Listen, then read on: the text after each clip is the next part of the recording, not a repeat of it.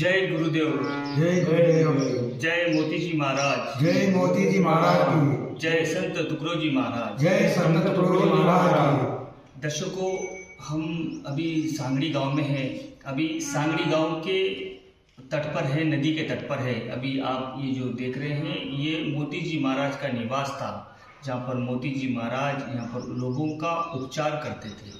यहाँ पर पेशेंट आते थे अपनी इलाज कराने के लिए, और मोती जी महाराज जो गौर गरीब होते थे उनको फ्री में दवा पानी देकर उनका इलाज कराते थे। और रोते हुए आते थे, बीमार होते हुए आते थे, और यहाँ से तंदुरुस्त होकर आयुर्वेदिक तरीके से तंदुरुस्त होकर वापस अपने बाल बच्चों में घर में जाते थे।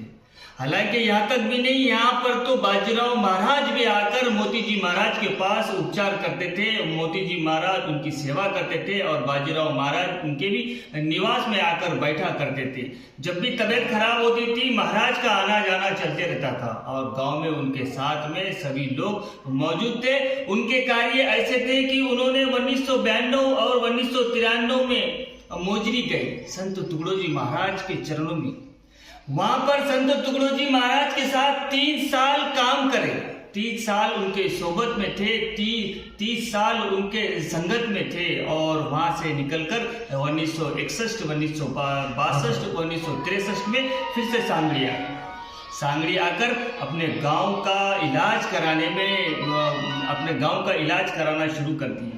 अभी गांव का इलाज करते करते यहाँ पर आध्यात्मिक पूरा गांव जो है वो मोती जी महाराज की कृपा से, मोती जी महाराज के बोलने से पूरा गांव आध्यात्मिक बन गया। गांव में भेदभाव थे, गांव में दुश्मनी थी, गांव में हर कोई यहाँ पर नाइत्तेफाकियां थे, लेकिन मोती जी महाराज ने उनको एक जगह कर दिया। जहाँ पर भी लड़ाई होती थी वहां पर मोती जी महाराज साक्षात पहुंच जाते थे, और पहुंचकर उस लड़ाई को रोक दिया जाता था। मोती जी महाराज कहते थे कि पहले मुझे मारिए, फिर बाद में आप दोनों लड़िए। 2 गुटों में ऐसी दुश्मनी पैदा हो गई थी, लेकिन मोती जी महाराज की कृपा से वो दुश्मनी दोस्ती में बदल गई, और पूरा गांव एक जगह हो गया। आज जिस पियानो पर सामने मैं बैठकर हूँ, वो मोती जी महाराज की बेटी है। ये पुराने काल की बेटी है। मैं वो आपको बताना चाहता हूँ, क्योंकि आज माय मावली मोती जी महाराज के बारे में जानना चाहती थी। माय मावली की टीम यहाँ पर पहुंची और मोती जी महाराज के बारे में पूछना शुरू की। तो यहाँ पर श्रीधर भेदोड़कर मिले।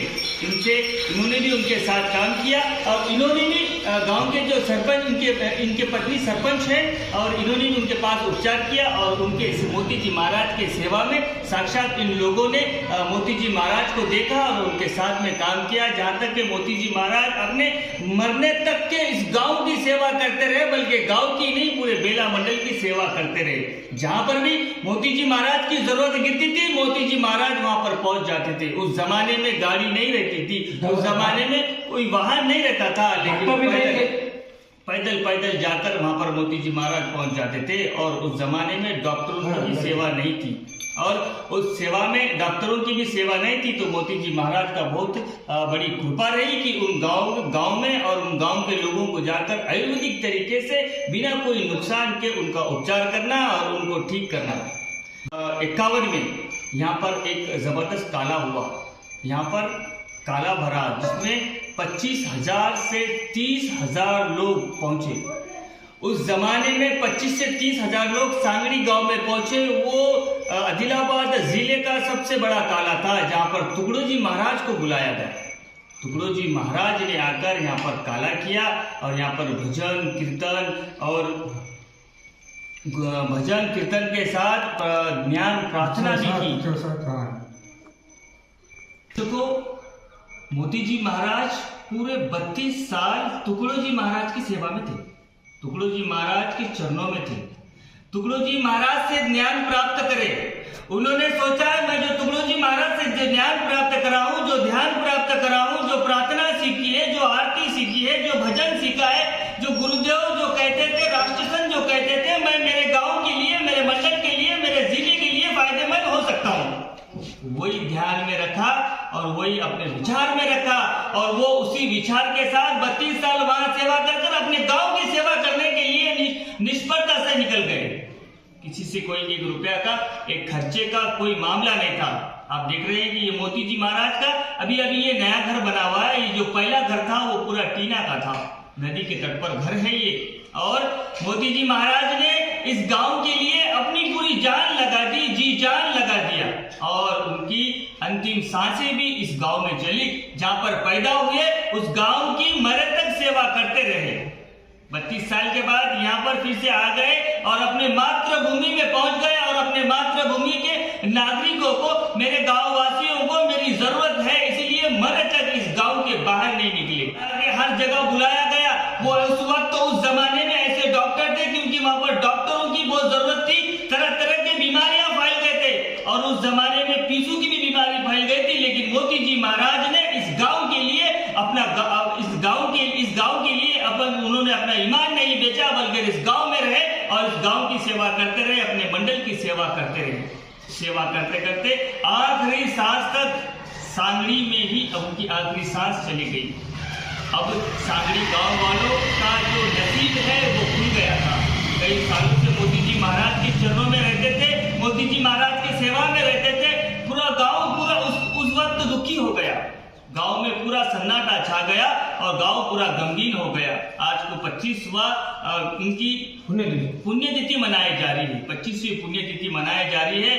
और जिस दिन भी पुण्यतिथि मनाई जाती है, जिस दिन आखिरी दिन होता है, गांव का परिंदा भी दूसरे गांव में पर नहीं मारता। यहाँ तो जीव जंतु जानवर बाकी कोई भी इस गांव के बाहर नहीं जाता। अभी मनुष्य की तो बात छोड़िए, महिला न पुरुष इस गांव से कोई जाता। हालांकि इस गांव में आदिलाबाद जिले से भी लोग आ जाते हैं, बेला मंडल से भी लोग आ जाते हैं। ऐसा लगता है कि मानो कि आज यहाँ पर सांगड़ी गांव में पंढरपुर है। अगर कोई पंढरपुर गया हो तो उसे पता चले कि पंढरपुर में क्या श्रद्धा होती है, पंढरपुर में क्या भक्ति होती है, क्या पंढरपुर में वो आराधना होती है। वही आराधना आज सांगड़ी गांव में मिलेंगी। आज हम स्पेशल कवरेज मोती जी महाराज के निवास पर आए हैं। आगे हम आपको उनकी समाधि भी बताएंगे। उन्होंने जिसे श्रीधर भेजोड़कर जो है, इन्होंने मोती जी महाराज के कहने पर एक जमीन दी थी, एक दान दी थी जमीन को। तो मोती जी महाराज श्रीधर जी के सामने आकर पूछने लगे कि मेरे पास उस वक्त में 10,000 रुपए है और मुझे टुगड़ो जी महाराज के चरण है मेरे पास, पादुकुर्ण है, और इसको मैं यहाँ पर रखना चाहता हूँ। तो श्रीधर, इनकी आंखों में आंसू आ गए। इन्होंने कहा, महाराज मुझे पैसे की जरूरत नहीं है, महाराज मुझे आपके कोई चीज की जरूरत नहीं है। आपने मुझे उस सेवा के काबिल समझा। मैं अपनी जमीन को टुगड़ो जी महाराज के लिए दान देना चाहता हूँ। मोती जी महाराज के कहने पर मेरे साथ में श्रीधर भेजोड़कर हैं और इनसे भी बात करेंगे। भेजोड़कर जी, आपको मोती जी महाराज ने उस वक्त क्या कहा था? किस वक्त? जब जमीन मांगी गई थी आपको?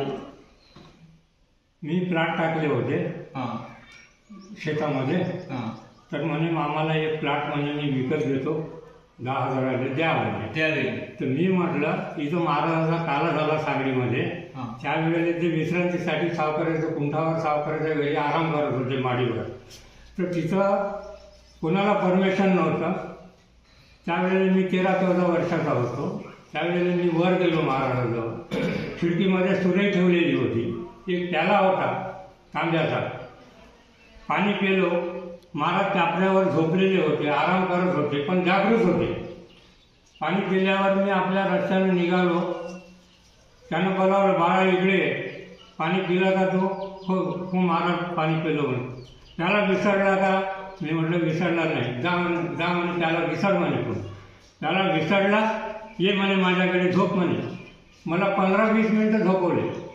त्यांच्याच आशीर्वादानं मी आज आहो. म्हणून महाराजांनी म्हटलं, मोदीजी महाराजांनी मी विकत नाही, मी दान देतो. म्हणून ते जमीन म्हणा तुम्ही दान दिली महाराजांनी.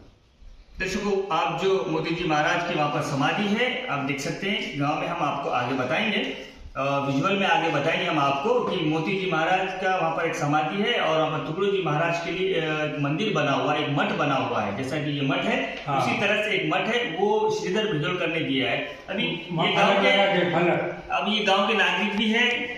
इन्होंने, इनकी पत्नी यहाँ के सरपंच है और ये गाँव के अच्छे माने जाने लोगों में से एक है और गाँव की ये भी सेवा में रहते हैं।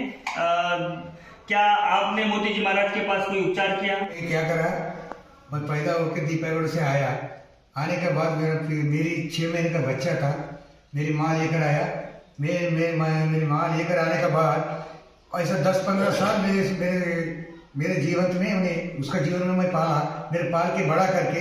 तो वो तो बीच में क्या हुआ, मैं जानवर को नौकर होता था। जब क्या हुआ, जानवर रखने गए तो मैं काटा चुप के मैं गिर गया। बाद एक वो लचक गए बाद वो था, जब दवाखाना कोई भी नहीं था तो कब उसका पास जाना, क्योंकि मेरी माँ लेकर मोती जी डॉक्टर पास लाया तो क्या रोज एक इंजेक्शन दिए, मलम दिए। ये देख, ये मलम दिया, इंजेक्शन दिया। तो वो ऐसा 3 साल दिया। देने के बाद 82-84 में दवाखाने में गए। दवाखाने 3 महीना रहे तो मेरा अच्छा आराम हो गए। वो मोती जी महाराज वो साष्टांग परमात्मा है हमारा गांव को।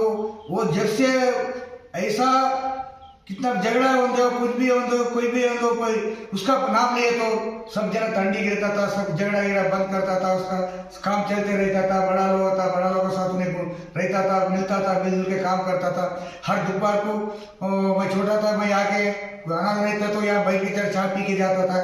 हाँ, वैसा करते करते करके आए तो वो मोती जी मेरे डॉक्टर गुजर जाने के बाद मेरा मकान था। मेरा मम्मी बाहर बैठ के था, मोती महाराज गुजर गए, चले जा रहे, ऐसा बोल के उसके सपन में आके मोती महाराज काका जा रहे, देखो देखो देखो बोल के मेरे मम्मी सबको उठा के बाद बाहर आए तो कोई भी नहीं दिखा, उसका सपन में आ गए। वैसा मेरी मम्मी बोला। वैसा करते करते तो जीवन मम्मी गुजर गए। फिर मैं थोड़ा सबसे मिलके जुल के सब काम करते। मेरे मम्मी की तरफ से, महाराज तरफ से मैं ये गाँव में मेरा पत्नी को सरपंच बना दिया। सरपंच जी बना देने के बाद हमारा MLA आमदार साहब था, राणा साहब, क्या करा, जो मांगे तो वो फंड्स लिया। जीने बाद गांव का सर्व से सबके सब मिलजुल के सब सीसी रोड़ा दिया। तो आप वो मोती जी डॉक्टर पुण्यतिथि भी ऐसा हो रहा है बोले तो सब गाँव वाला टेढ़ा नहीं, झगड़ा नहीं, कुछ नहीं, वो दिन संतुष्ट से काम करके सब मिलजुल काम करके उसका पुण्यतिथि बना रहे, अच्छा बना रहे बोल के मैं बोल रहा हूँ। मेरे को भी ये सरपंच वो मोती डॉक्टर से गाँव वाले तरफ से मिले, मेरा पत्नी को मैं भी धन्यवाद मैं करता हूँ, उसको कभी हमेशा उसका सेवा करते रहेगा बोल के मैं।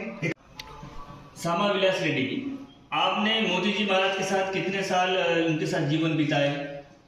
मोती महाराज साल के हम नहीं गुरु फिरे। हमारा बच्चा, हमारा भाई छोटा, वो बंडी से गिर गए तो लैट्रिन यूरिन बंद हो गए थे, हमारा भाई छोटा।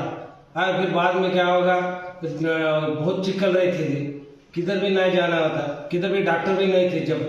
जो क्या हुआ, मोती जी डॉक्टर थे, हम जाकर हमारा अब्बा बुला के जाकर बताए तो क्या होगा, लैट्रिन नहीं हो रही है, पोट पूरा ये तो बढ़ गए। अब कैसा करेंगे तो उन्होंने क्या दवाई दिए तो हमारा जो जिंदा है हमारा भाई, तो क्या करा उन्होंने, क्या करेंगे क्या नहीं कर, जब भी तेरे सामने लैट्रिन होगा, खाना यूरिन भी होगा, बस आप जब वो हो गए तो फिर ऐसा 1-1.5 महीना उन्होंने बोले दिए। कुछ पैसे दिए तो लेते थे, नहीं तो कुछ भी नहीं, ऐसे जा रहे थे। सब साबुन लगा के हाथ धो के चाय पिए तो चाय पे देते, नहीं तो नहीं दिए तो भी चलते थे। फिर कुछ न कुछ दिए तो देते थे, नहीं तो नहीं। ये उसके मेहरबानी में हम गांव वाले ऐसे मेरे वैसे बहुत जन है, लेकिन हमारा हो गए तो तुम्हारे को मैं बोल। ऐसे संत, ऐसे महागुरु बहुत कम पैदा होते हैं। हम देखते हैं कि ये जो देश है वो संतों का है। हम देखते हैं कि शिरडी में साईं बाबा, बुल्ढाने में सैलानी बाबा, नागपुर में ताजुद्दीन बाबा और बेला मंडल में हम गर्व से कहेंगे, क्योंकि बेला मंडल ये ऐसा एक गर्वपूर्ण मंडल है, यहाँ पर भी संत पैदा हुए। हम उदाहरण दे नहीं सकते कि हमारे पास 2 संत पैदा हुए, 2 महापुरुष पैदा हुए। एक तो बाजीराव बाबा और दूसरे जो है संत मोती जी महाराज। ये ऐसे संतों का मंडल है। हम गर्व से कहेंगे, हम बिल्कुल गर्व करना चाहिए हमें, क्योंकि ऐसे संतों के मंडल में हम रहते हैं, ऐसे संतों के जिले में रहते हैं और ऐसे संतों के राज्य में रहते हैं। क्योंकि ये देश में ये तो सूफियों का, संतों का देश है और ये राज्य भी हमारा बिल्कुल संतों का राज्य है और मंडल हमारा बिल्कुल संतों का मंडल है। दर्शकों, मोती जी महाराज के बारे में आपको कुछ भी जानकारी चाहिए तो सांगड़ी गांव से जरूर आ जाए। अभी मोती जी महाराज का ये जो निवास है, इस निवास में हम बैठे हैं और यहाँ पर चर्चा कर रहे हैं मोती जी महाराज की बड़ाई में। वो मोती जी महाराज की तारीफों में यहाँ पर सुनने आए थे और हमने देखा कि ये जो चाहत है लोगों की, ये जो उनकी तारीफ है, हम हमारे माय मावली के दर्शकों के सामने जरूर लाएंगे। आगे काला है और उस काले का भी पूरा निरीक्षण, उस काले का भी पूरा विजुअल, उस काले में भजन कीर्तन सारे जो चीजें हैं हम माय मावली के दर्शकों को तो बताते रहते हैं। और 8 तारीख को महिला दिवस पर माय मावली एक स्पेशल प्रोग्राम रखा है। देखिए, माय मावली का मतलब है कि माता बहनों को हमारे ऊंचे स्थान पर लेके जाना, माता बहनों को आगे करना और उन माता बहनों के विचारों को बदलना। क्या वो भी आदमी के बराबर कंधे से कंधा लगाकर, पुरुष के बराबर कंधे से कंधा लगाकर चल सकती है। इसी संदर्भ में 8 तारीख को माय मावली एक प्रोग्राम रखा है और उस प्रोग्राम में माय मावली अपना कवरेज भी देंगी और आप सब महिलाओं को, आप सभी माय मावली के दर्शकों को निमंत्रण करती है। धन्यवाद। पर आप बने रहिएगा माय मावली हिंदी समाचार के साथ। कैमरामैन दीपक पुरवते के साथ इस्माइल शेख, माय मावली, सांगली।